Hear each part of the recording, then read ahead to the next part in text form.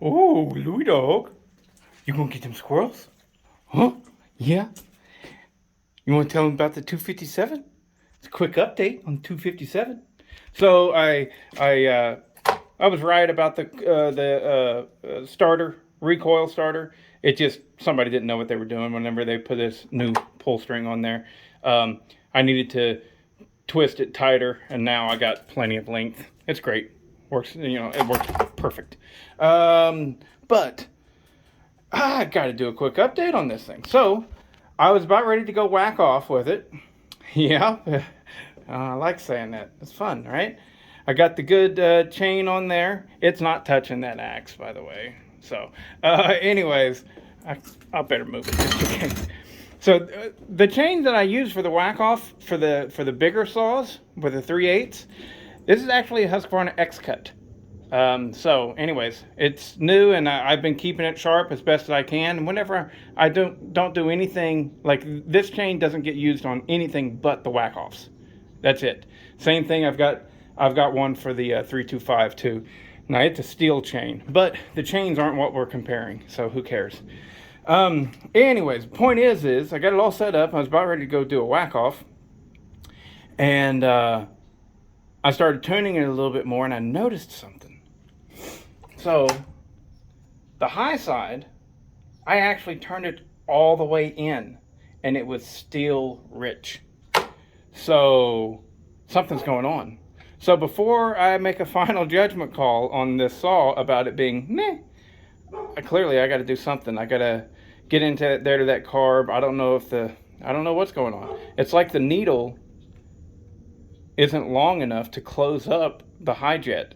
So I don't know, but more to come on that. And I just figured, I mean, this is a quick, simple, easy video, no edit or anything like that.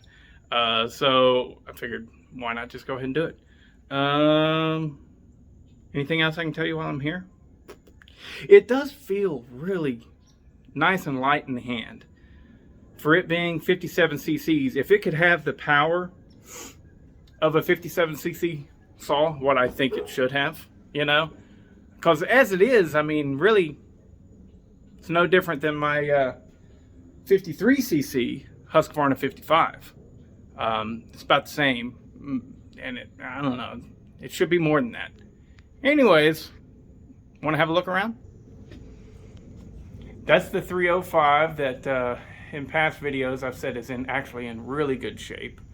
And it is, but I will still be robbing it of its piston and cylinder, probably. But I don't know, that's only if I screw up on the other piston and cylinder. There's the mustard seed. I just got the fuel filters in. I was complaining about this thing. The carburetor keeps getting stopped up. Well, I just got the new fuel filters in, so maybe that'll help and get this thing back to going good and stuff. There's the Binford Bad Boy. How do you like that Cannon bar, by the way?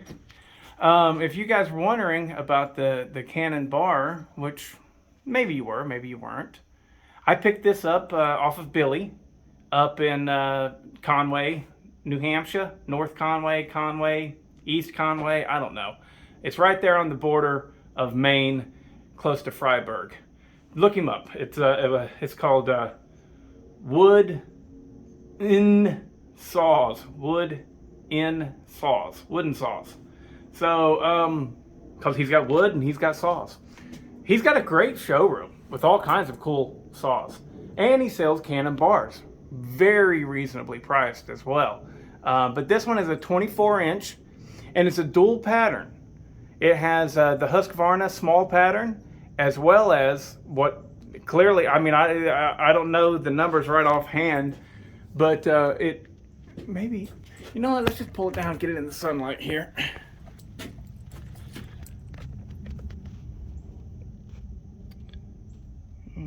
Can't really make that out.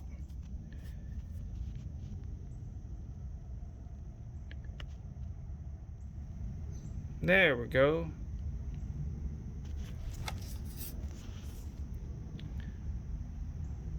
CSB C1. So I don't exactly know what's going on, but it's a 24-inch bar, 058 on the chain gauge. I really wanted 050 on the chain gauge, but you know, you can't always get what you want. The chain is Oregon. They're best of the line. I don't know, what is it, LPX or something like that. But they're full chisel, and it is a skip tooth. Skip tooth. I figured with a 24-inch bar on the 60cc saw, that would probably work out best. I do have to say that as much as I like this saw, this 24-inch bar is a little bit much for it in the condition that it's in right now. Remember, this has a very questionable cylinder on it. It pulls pretty good and stuff, but I've never been particularly pleased with it. Somebody ported it, didn't take anything off the base. I took some off the base using a frickin' palm sander, which I don't recommend unless you're going to go back at the end and get it with we had this table where I used to work. I think it's called a milling table or a millwright's table, something, but it's stone and it's completely flat. It is really, really a nice thing to have. And basically what you do, Dino Joe just mentioned it. Now, I've never been a machinist, but I like to dabble in it, but Dino Joe on his channel, he just mentioned it, how to cut the base down if you don't have a lathe. And it was the way that I did it was wrong, but I knew that, and I didn't give a shit. So I knew that this cylinder going on this saw was just going to be temporary, and I just wanted to get it to run. So what you do is, somebody like Joe would probably be like too into doing it perfect, which is, I mean, it was great. There's what can you say bad about that? You're a perfectionist. That's great. That's what you should be. You're an actual machinist. But somebody like me, I can take a risk that he's not going to take whenever it comes to a customer's saw that, he's charging whatever to mill and everything. They're going to expect perfect. But me, I just did it with the palm sander, and honestly, I mean, it runs good. However, I will be fair and honest with you guys. Whenever it does get warm, something's going on.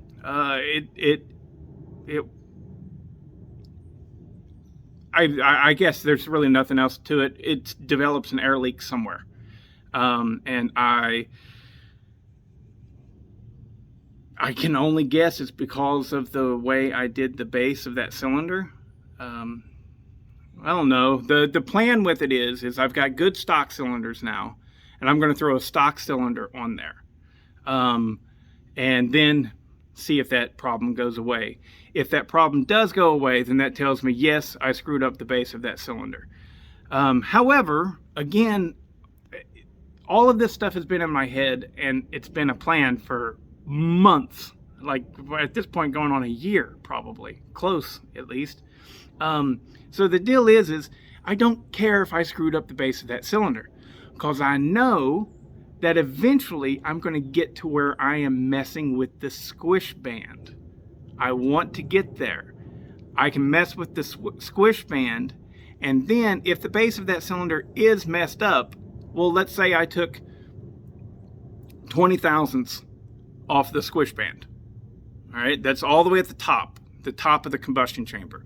All right, if I took 20 thousandths off of that, well, if I don't also take 20 thousandths off of the base of the cylinder, then I have lost all the compression that I gained whenever I cut the base of the cylinder down. So whenever you do the squish band, you have to also do the base. And you can do the base without doing the squish band at all. And the purpose for doing the squish band is to either fix up screw ups on the base, or drop those ports even further, as low as you want. Like somebody told me, like they like to have 108 on the exhaust, 108 on the exhaust port top. I think that's what they were saying. But anyways, in order to get that, you would not be able to drop the base far enough without the piston hitting the top. So whenever that happens, you have to take out the squish. There's also theory about the squish, the way it's shaped. You know, if you have a completely flat squish versus a domed squish, there's, you know, think of the Chrysler Hemis. There's a lot of people that believe that power can be gained through different shaped squish bands. A wider squish band where the hole that you're, well, shoot, I probably got a cylinder here. No, I don't. They're all in the garage. Anyways, point is, there's a lot of people that think that there is power to be gained by manipulating the shape of your squish band. And anyways, I'm rambling a lot, and you know, I'm not saying that there isn't power to give. There probably is. Actually, I'm certain that there is. I know that there is. It's a fact that there is. But do I know enough about it to do anything more than just a flat squish band? No, not yet. Not at this point. I'm still learning. But so anyways, I didn't care if I messed up that thing's cylinder, because I knew that ultimately I would be set up to correct that mess up. So what I should have done was I should have gotten it down close to my 20 thousandths squish by cutting off the base, and then finished it off. Oh, here we go, that table, the millwright table. I don't have one, but I do have, and I've been planning on using it. I got a really thick, like 1/4 inch thick piece of glass that's from an old coffee table that got tossed, and I kept the glass. Well, with that, I literally just bought it 3 or 4 days ago. I bought some good sandpaper, some high quality sandpaper, and I bought some adhesive spray. So I'm going to adhesive spray on that glass. Hopefully it'll stick, maybe it won't, but then put that sandpaper on that adhesive spray and let it, you know, get it really good and flat and nice, and then use that to scrape my cylinder on to get the base as flat as I can, because I think that that's what's going on with the Binford bad boy at this moment, is whenever it gets good and warm, the imperfections in the base are coming to a head and starting to develop an air leak right there. And so anyways, rambled long enough.